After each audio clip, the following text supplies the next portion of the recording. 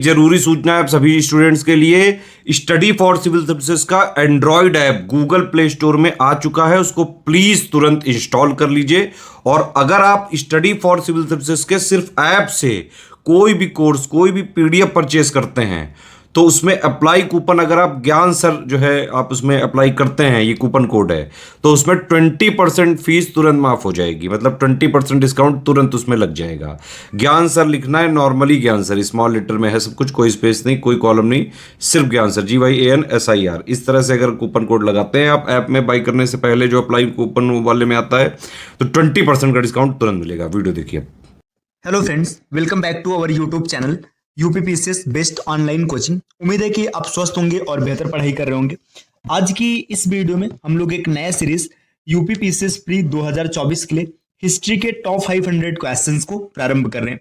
इस वीडियो में हम लोग हिस्ट्री के बेहतरीन प्रश्नों का डिस्कशन करेंगे जो कि सभी प्रकार के वनडे एग्जाम और स्टेट पीसीएस एग्जाम के लिए समान रूप से महत्वपूर्ण होने वाला है। तो चलिए स्टार्ट करते हैं अपने आज की इस क्लास को। देखिए, अगर आप टीम के पेड कोर्सेज से जुड़ना चाहते हैं तो यहाँ पर कुछ नंबर्स दिए गए, आप इन नंबर पे कॉल करके पेड कोर्स से जुड़ने की प्रक्रिया समझ सकते हैं।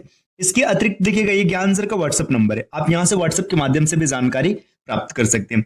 अगर आप चीजों को और आसानी से प्राप्त करना चाहते हैं तो यहाँ पर कुछ QR कोड्स दिए गए, आप इनको स्कैन करके डिटेल जानकारी प्राप्त कर सकते हैं। चलिए अब आगे बढ़ते हैं अपने क्लास की ओर। देखिए, यहाँ पर पहला प्रश्न आज की क्लास का दिया है, निम्नलिखित कथनों पर विचार कीजिए।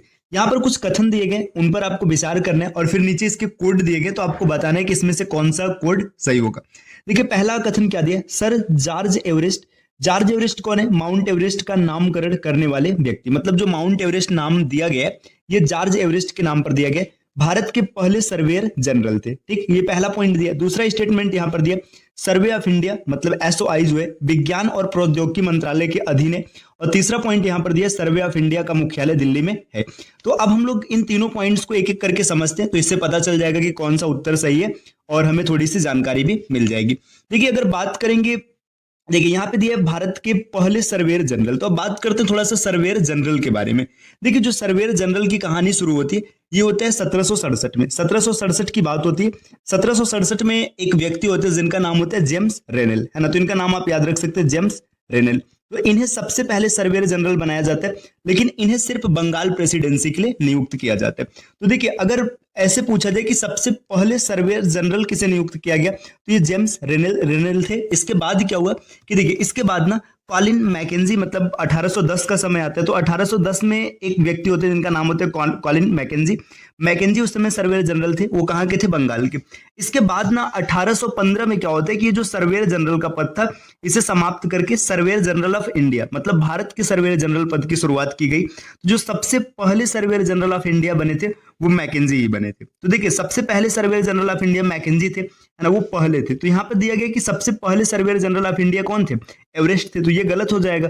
तो एवरेस्ट किस नंबर के थे? ये 6वें नंबर के थे। तो आपको ये भी याद रखना है कि जो एवरेस्ट थे ये 6th नंबर के सर्वेयर जनरल ऑफ इंडिया थे। ठीक, तो ये पॉइंट गलत है। ठीक, इसके बाद दूसरा क्या दिया, सर्वे ऑफ इंडिया का मतलब ये जो है विज्ञान और प्रौद्योगिकी मंत्रालय के अधीन है, तो ये बिल्कुल सही है। ठीक, तीसरा पॉइंट दिया, सर्वे ऑफ इंडिया का मुख्यालय जो है दिल्ली में। तो सर्वे ऑफ इंडिया का मुख्यालय दिल्ली में नहीं है, ये मुख्यालय देहरादून में है, देहरादून उत्तराखंड। तो ये पॉइंट भी गलत हो जाएगा। तो अगर आप देखेंगे तो सिर्फ दूसरा पॉइंट सही है, अतः इसका सही उत्तर बनेगा विकल्प बी।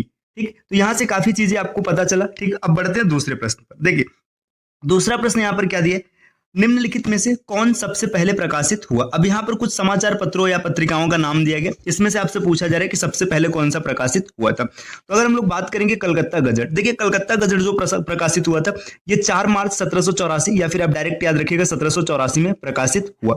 इसके बाद मद्रास कुरियर की अगर बात करेंगे तो मद्रास कुरियर जो प्रकाशित हुआ था ये 1785 में प्रकाशित किया गया था।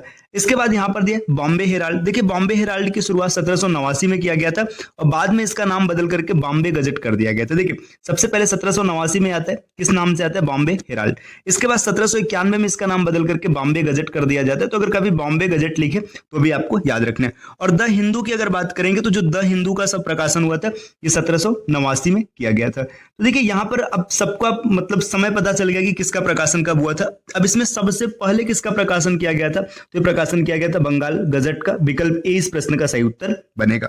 अब आते हैं अगले प्रश्न पर, प्रश्न संख्या 3। प्रश्न संख्या 3 में क्या दिया, सूची 1 के साथ सूची 2 का मिलान कीजिए। सूची 1 और इस मतलब यहाँ पे देखिए एक कॉलम 1 और कॉलम 2 दिया गया। ठीक, यहाँ पर पत्रिकाओं या समाचार पत्रों का नाम दिया और यहाँ पर इसके प्रकाशक कौन थे, इनके बारे में जिक्र किया गया। आपको इसका मिलान करना और बताना है कि चीजें कौन सी सही है। तो देखिए अगर अमृत बाजार पत्रिका की बात करेंगे तो अमृत बाजार पत्रिका की जो शुरुआत की गई थी ये मोतीलाल घोष या शिशिर कुमार घोष के द्वारा किया गया था। तो यहाँ पर इसका सही उत्तर हो, देखिए ये ए के साथ दूसरा मैच करेगा। जैसे ही ए के साथ दूसरा मिलेगा तो देखिए यहाँ पर 4 विकल्प में से आपके 2 विकल्प एलिमिनेट हो जाएंगे। क्यों? क्योंकि इसमें ए के साथ दूसरा नहीं मिला है। इसके बाद देखिए अगर हम लोग देखेंगे यहाँ पर दिया voice of India, voice of India का जो प्रकाशन किया था दादा भाई नौरोजी जी ने किया था। तो यहाँ पे देखिए ये बी के साथ 4 मैच करेगा। जैसे बी के साथ 4 मैच करेगा तो ये क्लियर हो जाएगा कि इसका उत्तर विकल्प डी बनेगा। ठीक, तो इसका सही उत्तर हो जाएगा विकल्प डी। अब आगे बढ़ते हैं अगले प्रश्न की ओर। प्रश्न संख्या 4 देखिए प्रश्न संख्या 4 में क्या दिया, निम्नलिखित कथनों पर विचार कीजिए। यहाँ पर कुछ कथन दिए गए, अब इसमें आपको बताना है कि कौन सा कथन सही है। तो देखिए यहाँ पर अगर 4 की बात किया जाए, दिया है गोवा को 1525 में पुर्तगाली राजधानी घोषित किया गया। तो देखिए गोवा, अभी पहले पूरा स्टेटमेंट पढ़ लेते हैं। वास्को डी गामा 1498 को कोचीन पहुंचा था। फिर वास्को डी गामा के आने पर जमोरिन स्थानीय राजा था। देखिए अब इन तथ्यों के बारे में थोड़ा सा विश्लेषण करते हैं। देखिए गोवा की अगर बात करेंगे तो गोवा को ये जो जीता गया थे 1510 ईस्वी में पुर्तगाली था। उस समय जो पुर्तगाली गवर्नर जनरल था उसका नाम क्या था, अल्फांसो डी अल्बुकर्क, है ना।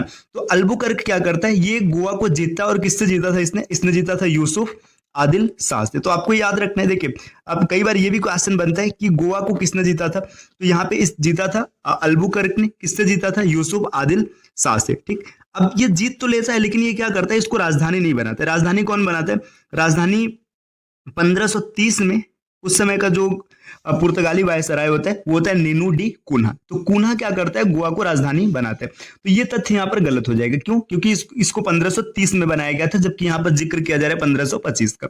वास्को डी गामा, देखिए कोचीन आया ही नहीं था। वास्को डी गामा कहाँ पर आया था, वास्को डी गामा कालीकट आया था। तो यहाँ पर ये तथ्य गलत हो जाएगा। देखिए अब वास्को डी गामा के आने पर जो उस समय का शासक था वो कौन था, वो जमोरिन था, मतलब स्थानीय राजा जमोरिन था। तो ये सही हो जाएगा विकल्प तीसरा, मतलब यहाँ पे ये सही है। तो अगर आप देखेंगे तो केवल 3, मतलब 4 का जो सही उत्तर बनेगा 4 का बी बनेगा, केवल तीसरा सही है।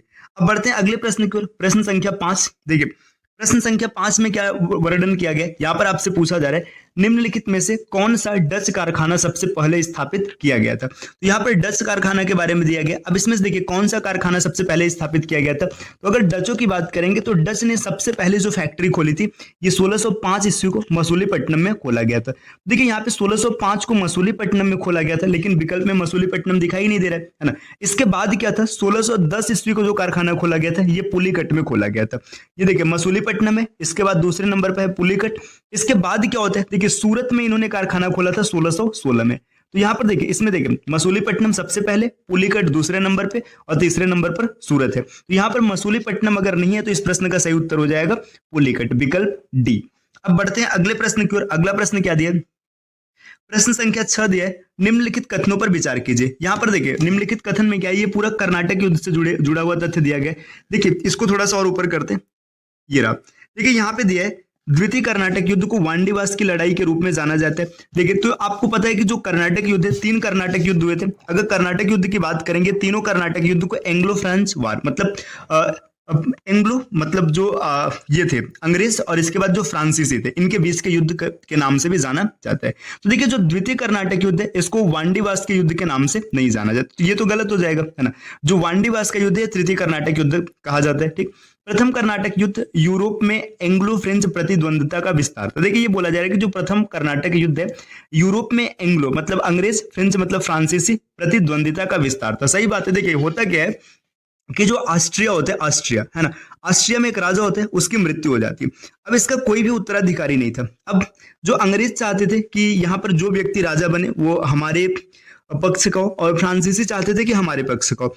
इसको लेकर के दोनों में विवाद होता है यूरोप में। इसके बाद ये सूचना धीरे धीरे भारत में आती है। जब भारत में आती है तो 1746 में क्या होता है कि भारत में भी युद्ध प्रारंभ हो जाता है फ्रांसीसी और अंग्रेजों के मध्य। तो यही आपका बना था प्रथम कर्नाटक युद्ध। तो ये तथ्य बिल्कुल सही है। आगे दिए पेरिस 1763 की संधि के अनुसार, यहाँ पे 1763 में संधि होती है पेरिस में, है ना। तो वहां पर क्या होता है कि अनुसार जो होता है कि फ्रांसीसी केवल व्यावसायिक उद्देश्य के लिए भारतीय बस्तियों का उपयोग करने की अनुमति दी गई। तो देखिए यहाँ पर अगर देखा जाएगा तो ये तथ्य बिल्कुल सही है। देखिए ये तथ्य भी सही है क्योंकि जब पेरिस की जो संधि होती है ये तृतीय कर्नाटक युद्ध के परिणाम स्वरूप होता है। तृतीय कर्नाटक युद्ध चलता है 1756 से लेकर के 1763। इसको सप्तवर्षीय युद्ध भी कहा जाता है। यहाँ पर पेरिस की संधि होती है और इसमें यह डिसीजन लिया जाता है कि जो फ्रांसीसी हैं अब भारत में सेना नहीं रख सकते। तो ये तथ्य भी सही है। आगे प्रथम कर्नाटक युद्ध की अवधि 1740 से 50 तक थी, तो ये गलत है। जो प्रथम कर्नाटक युद्ध हुआ था ये 1746 से लेकर के 1748 तक लड़ा गया था। तो यहाँ पर देखिए अगर आप चारों तथ्यों को आप ध्यान से देखेंगे तो इसमें जो दूसरा और तीसरा ये तथ्य सही है, बाकी पहला और चौथा गलत है। तो आपसे पूछा जा रहा है कि इसमें से कौन सही नहीं है, तो कौन सही नहीं है? पहला नहीं सही है और इसके बाद चौथा नहीं सही है, तो विकल्प 20 प्रश्न का उत्तर बनेगा। चलिए अब बढ़ते हैं अगले प्रश्न की ओर। देखिए प्रश्न संख्या 7। प्रश्न संख्या 7 में क्या दिया गया? देखिए यहां पर दिया गया कि पानीपत की तीसरी लड़ाई आलमगीर द्वितीय के शासनकाल के दौरान लड़ी गई थी। तो जो पानीपत की तीसरी लड़ाई है यहाँ पर पूछा जा रहा है कि आलमगीर जो द्वितीय थे इनके शासनकाल के दौरान लड़ी गई थी। तो देखिए ये इनके शासनकाल के दौरान नहीं लड़ी गई थी, तो ये गलत हो जाएगा, है ना। फिर आगे दिया जा रहा है कि प्लासी की लड़ाई में मुगल शासक आलम द्वितीय के दौरान में लड़ी गई थी। जो प्लासी की लड़ाई है ये भी देखिए यहाँ पर भी ये शासक नहीं थे, तो ये गलत हो जाएगा। अगला पॉइंट यहाँ पर दिया मोहम्मद शाह करनाल की लड़ाई के दौरान मुगल शासक थे, ये बिल्कुल सही है। अकबर द्वितीय ने राम मोहन राय को राजा की उपाधि दी। देखिए जो राम मोहन राय जिन्हें राजा राम मोहन राय कहा जाता है इनको अकबर द्वितीय ने उपाधि दिया था, तो ये भी सही तथ्य। तो अगर आप देखेंगे तो 7 में कौन कौन सा तथ्य सही है? तीसरा और चौथा सही है। तो आपसे पूछा जा रहा है कि कौन सा तथ्य सही है, तो यहाँ पर विकल्प बी उत्तर बन जाएगा 3 और 4। अब बढ़ते हैं अगले प्रश्न पर। देखिए प्रश्न संख्या 8 क्या दिया है? निम्नलिखित कथनों पर विचार करें। अब कथन क्या दिया गया? रोहिलखंड का नाम फारसी शासक के नाम पर रखा गया था। ठीक, देखिए जो रोहिलखंड है इसका नाम फारसी शासक के नाम पर रखा गया था, ये तथ्य गलत है। रोहिलखंड का नाम रोहिला अफगान जनजातियों के नाम पर रखा गया था, तो इसका नाम फारसी नहीं अफगान के नाम पर रखा गया था, तो ये गलत हो जाएगा। अगला तथ्य दिया बुंदेलखंड क्षेत्र को महाभारत में मध्य देश के नाम से जाना जाता था। तो जो रोहिलखंड है ना इसी को महाभारत में मध्य देश के नाम से जाना जाता था, बुंदेलखंड को नहीं, तो ये भी तथ्य गलत हो जाएगा। वर्तमान बरेली रोहिलखंड के क्षेत्र में, तो देखिए जो वर्तमान बरेली है ना ये रोहिलखंड में, मतलब अगर देखा जाए तो ये रोहिलखंड से अलग उपनगर है। बरेली रामपुर ये सब रोहिलखंड से अलग है। तो यहाँ पर देखिए रोहिलखंड अभी वर्तमान की बात कर रहा है ना, तो यहाँ से वर्तमान में तो है नहीं, यहाँ से अलग हो चुका है। अब यहाँ पे क्या पूछा जा रहा है? उपरोक्त कथनों में से कौन सा सही नहीं है? तो देखिए कौन सा सही नहीं है? तीनों सही नहीं है, तो केवल 1, 2 और 3 इसका उत्तर बनेगा विकल्प डी। अब बढ़ते हैं अगले प्रश्न की ओर। अगला प्रश्न यहाँ पर है प्रश्न संख्या 9। 9 में क्या वर्णन किया गया? देखिए यहां पर दिया राजा सवाई जय सिंह ने खगोलीय वेधशालाओं का निर्माण नहीं किया था। अब देखिए जो सवाई जय सिंह राजा थे इन्होंने 5 खगोलीय वेधशाला का निर्माण किया था। तो ये वेधशाला कहाँ कहाँ स्थित थे? दिल्ली, जयपुर, बनारस, मथुरा और उज्जैन में 5 जगह किया था। देखिए दिल्ली है ना, जयपुर, बनारस, मथुरा और उज्जैन, ये 5 जगह इन्होंने किया था। देखिए यहाँ पर जयपुर दिया तो यहाँ पे वेधशाला बना था, मथुरा में वेधशाला बना था, बनारस मतलब वाराणसी में बना था, तो ग्वालियर में इन्होंने वेधशाला का निर्माण नहीं किया था। ये चीज याद रखिएगा। ठीक, इसके अतिरिक्त इसमें एक चीज और भी याद रखिएगा। देखिए इस वेधशाला को पढ़ने के लिए जिज मोहम्मद शाही नाम का इन्होंने टाइम टेबल भी तैयार किया था, जिज मोहम्मद शाही। ठीक, इसको भी याद रखिएगा। ठीक, चलिए अब आगे बढ़ते हैं अगले प्रश्न पर। अगला प्रश्न यहाँ पर क्या है? निम्नलिखित कथनों पर विचार कीजिए। देखिए लखनऊ में बड़ा इमामबाड़ा आसफ उद्दौला द्वारा बनवाया गया था, तो ये बात सही है। आसफ उद्दौला ने 1784 में इमामबाड़ा का निर्माण करवाया था, तो ये सही है। ठीक, देखिए जिज मोहम्मद शाही का निर्माण भी आसफ उद्दौला द्वारा करवाया गया था। देखिए अभी अभी आपने पीछे देखा था कि जिज मोहम्मद शाही का निर्माण किसने करवाया था? सवाई जय सिंह ने करवाया था, तो ये गलत हो जाएगा। दिल्ली में जंतर मंतर का निर्माण सवाई जय सिंह ने करवाया था, ये सही तथ्य है कि दिल्ली में जंतर मंतर का निर्माण सवाई जय सिंह ने करवाया था। आगे गुलाबी सर जो पिंक सिटी है ना, पिंक सिटी को भी इन्होंने ही बसाया था, यहाँ पर ये भी सही हो जाएगा। तो इसमें पूछा है कौन सा कथन सही है? देखिए पहला सही है, तीसरा सही और चौथा सही, तो पहला, तीसरा, चौथा इस प्रश्न का सही उत्तर बनेगा विकल्प ए। अब बढ़ते हैं अगले प्रश्न की ओर। प्रश्न संख्या 11। देखिए 11 में क्या दिया? सूची 1 में शासक का नाम रखा गया और सूची 2 में राजधानी का नाम रखा गया। अब आपको इसको मिलाना। देखिए अब बात करेंगे यहाँ पे, देखिए चिन, किली, चखान है ना। अब मान के चलिए इसके बारे में आपको नहीं पता है। ठीक, तो इसमें क्या करना? देखिए जसवंत राव होलकर, अगर होलकर की बात करेंगे तो होलकर इंदौर के शासक थे, तो जसवंत राव होलकर आप इंदौर पे मैच करेंगे तो बी के साथ मैच होगा 1। देखिए बी के साथ मैच होगा 1, तो यहाँ पर ये विकल्प एलिमिनेट हो गया। इसके बाद देखिए अब आगे देखेंगे। देखिए माधवराव सिंधिया, सिंधिया कहाँ के शासक थे? सिंधिया शासक थे ग्वालियर के, तो आपका जो सी होगा ये मैच करेगा 4 से। जैसे ही सी को आप 4 से मैच करेंगे तो ये भी यहाँ पर एलिमिनेट हो जाएगा। अब देखिए बात की जा रही है सरफराज खान। सरफराज खान कहाँ का शासक था? ये बंगाल का शासक था। जैसे सरफराज खान को आप बंगाल के साथ मिक्स करेंगे तो डी के साथ कौन मैच हो जाएगा? दूसरा और यहाँ पर देखिए आपका जो सही उत्तर बन जाएगा विकल्प डी इस प्रश्न का सही उत्तर बन जाएगा। चलिए अब आगे बढ़ते हैं अगले प्रश्न पर। देखिए अगला प्रश्न क्या दिया गया, चलिए प्रश्न संख्या 12 में दिए कि निम्नलिखित कथनों पर विचार कीजिए। अब यहाँ पर कुछ कथन दिए गए और इनके बारे में इन पर आपको विचार करना है और कौन सा सही होगा आपको ये भी बताना है। देखिए मीर कासिम ने राजधानी को मुर्शिदाबाद से बिहार के मुंगेर स्थानांतरित कर दिया। तो देखिए मीर कासिम जो उस समय था, उस समय बंगाल की राजधानी थी, उसने मुर्शिदाबाद से कहाँ कर दिया था, मुंगेर कर दिया था। तो देखिए ये तथ्य यहाँ पर सही है, ठीक है, इसने राजधानी मुंगेर कर दिया था। बक्सर की लड़ाई, मीर कासिम ये बंगाल का नवाब है, सुजाउद्दौला अवध का नवाब है, कि संयुक्त सेना और अंग्रेजों के बीच में हुआ था। तो देखिए यहाँ पे बक्सर की जो लड़ाई हुई थी ना, बक्सर की लड़ाई हुई थी 1764 में, है ना। इसमें क्या होता है कि 3 लोग हिस्सा लिए थे, अंग्रेजों के विरुद्ध 3 लोग थे। एक कौन था, एक मीर कासिम थे, दूसरा सुजाउद्दौला थे और तीसरा उस समय जो मुगल बादशाह थे वो थे। तो आपको कमेंट करके बताना है कि मुगल बादशाह उस समय कौन थे, है ना। तो ये तथ्य यहाँ पर क्या हो जाएगा, गलत हो जाएगा। अब यहाँ पे तीसरा पॉइंट क्या दिया है कि जब बक्सर का युद्ध हुआ था तब रॉबर्ट क्लाइव बंगाल का गवर्नर जनरल था। तो ये भी गलत है। क्यों गलत है, क्योंकि देखिए जो रॉबर्ट क्लाइव था इसका शासन 2 समय चला था, 1757 से लेकर के 60 तक चला था और इसके बाद 1765 से लेकर के 1767 तक चला था। तो देखिए यहाँ पे बक्सर की लड़ाई कब हो रही है, 1764 में हो रही है। तो इस समय रॉबर्ट क्लाइव का शासन नहीं है। तो इसमें कौन सा सही होगा, सिर्फ विकल्प ए सही होगा। रॉबर्ट क्लाइव ने द्वैध शासन लगाया था, ये भी आपको याद होना चाहिए, ठीक। और एक चीज और भी याद रखिएगा कि रॉबर्ट क्लाइव ने 1774 ईस्वी में आत्महत्या किया था। चलिए अब आगे बढ़ते हैं अगले पॉइंट पर। देखिए अगला क्वेश्चन यहाँ पे पॉइंट मैं बोल रहा हूँ, निम्नलिखित कथनों पर विचार करें। अब यहाँ पर कुछ कथन दिए गए, इनको आपको ध्यान से देखना है और जो क्वेश्चन पूछा जाएगा उसके बारे में बताना है।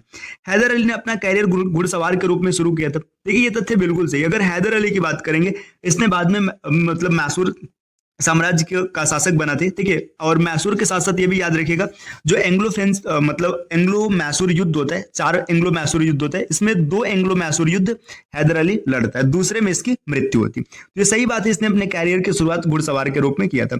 डिंडीगुल अब जो कि तमिलनाडु में आर्मी फैक्ट्री की स्थापना हैदर अली ने अंग्रेजों की मदद से की थी। तो देखिए हैदर अली अंग्रेजों से मदद नहीं लिया था, इसने फ्रांसीसियों से मदद लिया था उस समय। तो ये तथ्य यहाँ पर गलत है, ठीक।